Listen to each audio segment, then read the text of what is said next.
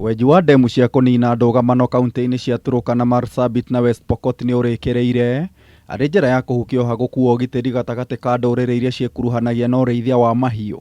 Water, as you know, has been a major source of conflict, and we've recognized that. In fact, apart from what Danida is doing now, we've built 3 peace dams in Turkana, which are ready in Marsabit, and also in Pokot, and these are going to help the communities that are living together. Ndeto ĩno hithũrĩtio nĩ abithaa munene ministry-inĩ ya maĩ Ndagĩtarĩ Andrew Twimor hĩndĩ ya gĩikaro mwena wa Naivasha ya gwĩkĩranĩra ngirimiti ya kwambĩka tabarĩra cia maĩ kaunti-inĩ 6 cia rũgongo rwa bũrũri iria cigũtwarithio na mbere nĩ thirikari ya Kenya na ya Denmark. When the drought comes in, 80% of our water sources almost dry up.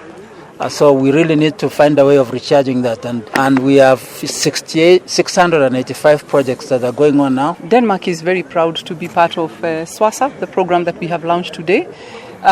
For this particular program, Denmark is going to be investing 1.2 billion, and this comes in addition to at least 3.5 billion that we have given in the past. Kaunti imwe iria cikũgunĩka na tabarĩra ici cia mũigana wa ciringi bilioni 2.2 nĩ Garissa, Isiolo, Lamu, Marsabit na Tana River, kũrĩa cigũkorwo cikĩamũkĩra mũigana wa ciringi milioni 150 o county. The more we bring in our partners like Danida is doing today, it will help us improve the water coverage in this country. We have a rising population. Some of it is due to natural increase, and some of it is due to immigration. People are being attracted by the new port.